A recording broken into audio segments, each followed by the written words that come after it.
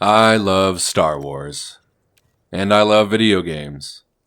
For the most part, I love Star Wars video games. While I certainly haven't played them all, I don't remember playing any truly bad ones other than Masters of Terrascasi. My favorites are the single-player story-driven adventures, so I was more than ready to love Star Wars Jedi Fallen Order.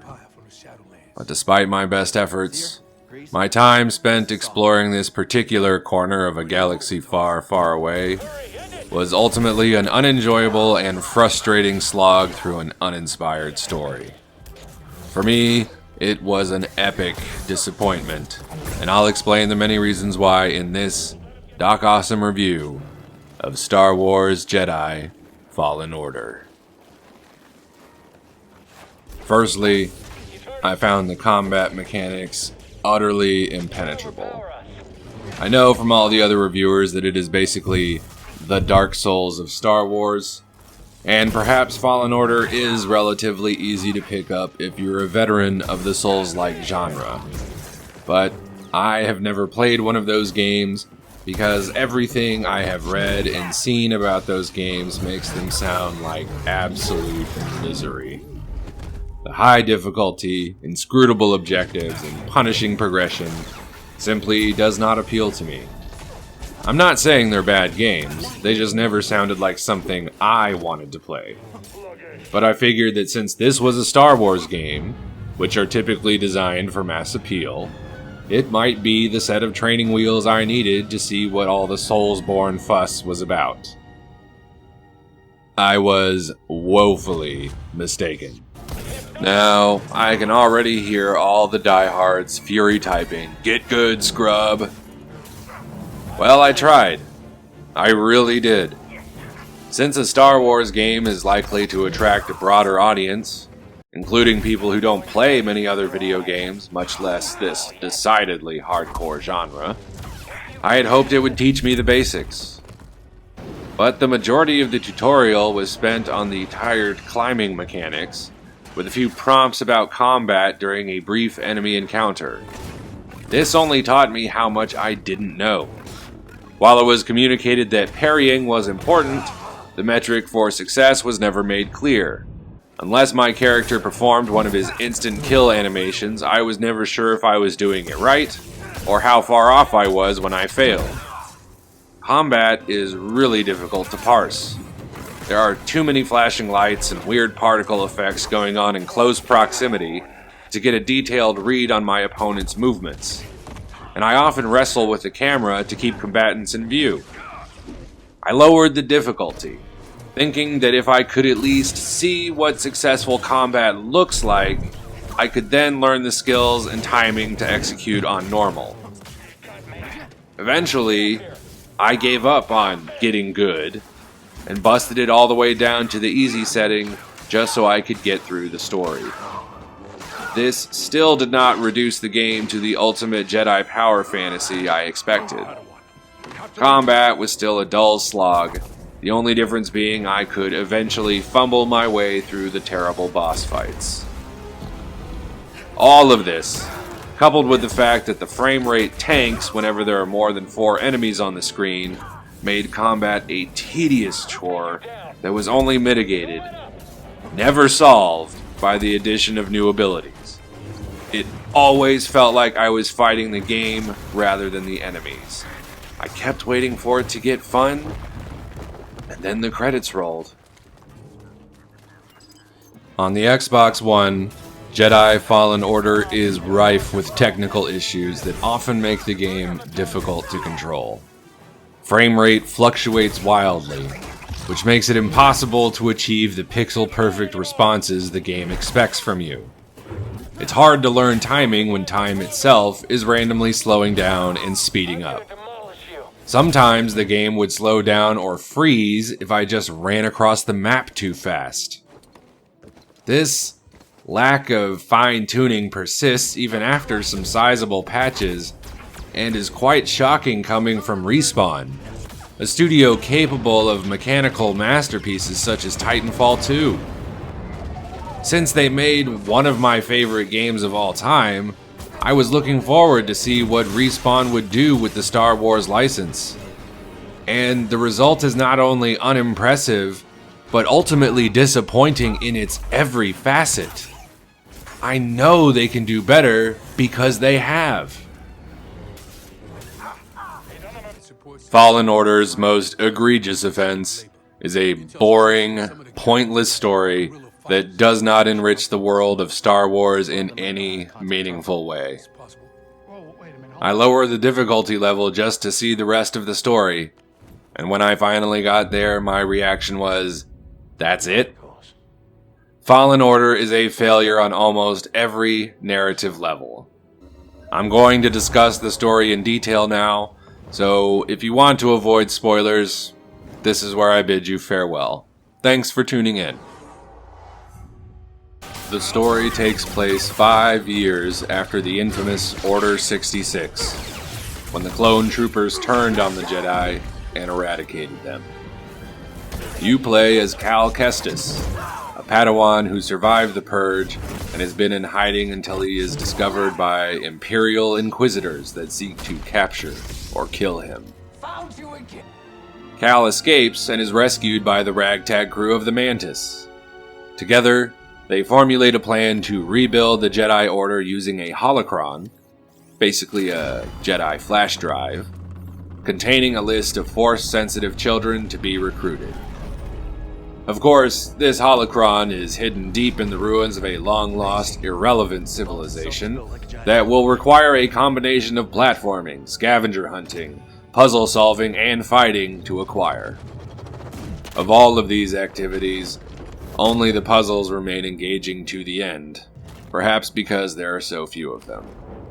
The Empire is breathing down your neck the whole time, determined to take the kids on that list and twist them into Inquisitors, users of the dark side that hunt the remaining Jedi. It's a race through ancient ruins as both sides search for this catalog of potential recruits. That sounds good in theory.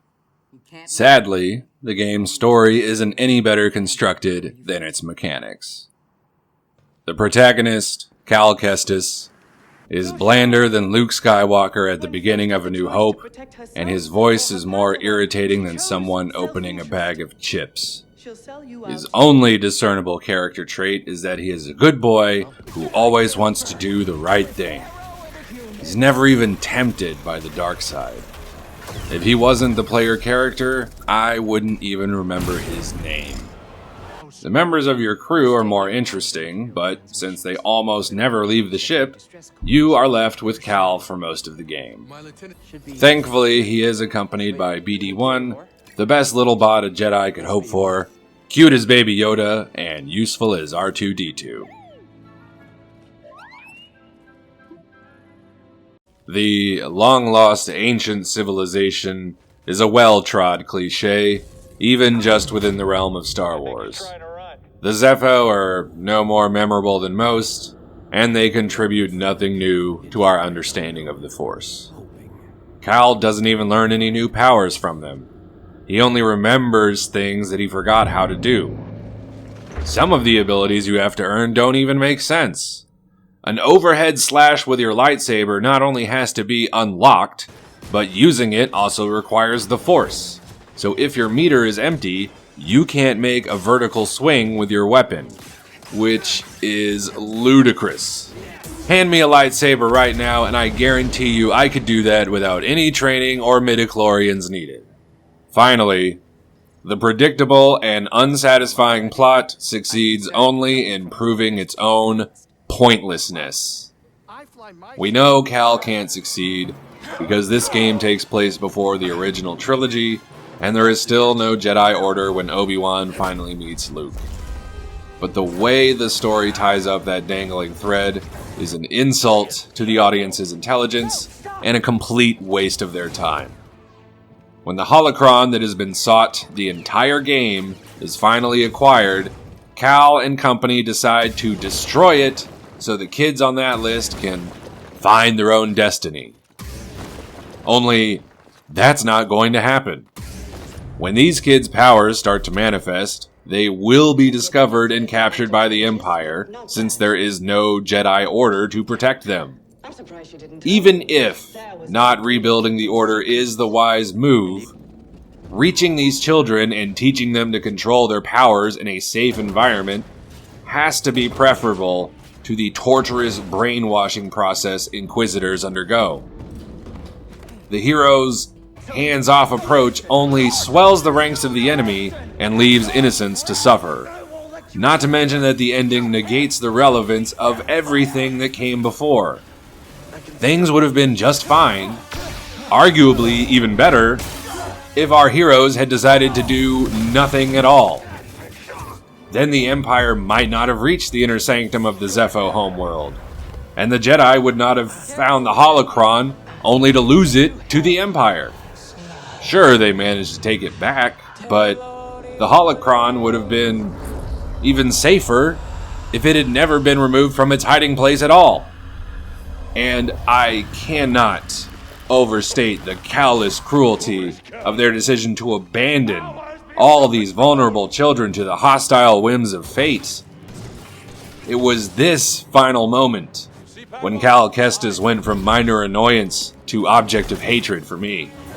He knows firsthand how hard it is to be a Force wielder on your own with no friends or mentors, and he decides that's good enough for all the kids on that list. Cal and his crew may not be the bad guys here, but they are definitely not heroes. Honestly, I am perplexed by the generally warm reception of this title, and I find the fact that it was included in so many Game of the Year discussions utterly baffling. The Xbox One version is a shuddering mess, but even if it were running perfectly, there is very little of anything new, commendable, or fun to be found. The only theory I have that makes sense is that Fallen Order looks much better in context. EA has had the exclusive Star Wars license for nearly a decade now, and has only produced 3 titles, 2 of which were practically the same game with a new coat of paint. Maybe we were all so thirsty for a story-focused single-player Star Wars adventure after so long that we were willing to forgive a lot more, excited to just have something. But Fallen Order isn't a good game. It's just better than what we've been getting, which is nothing. The last Star Wars game I played to completion was Force Unleashed on the Xbox 360. And when I finished the story campaign, I went right back in because it was just so much fun to play. Abilities were more varied and powerful, and combat felt much smoother. I didn't have to fight the controls to accomplish what I wanted. When Fallen Order's story concluded, I took the disc out, and have not put it back in since, because there is simply nothing worth doing in this game. Don't make the same mistake Cal did. Just leave this one alone.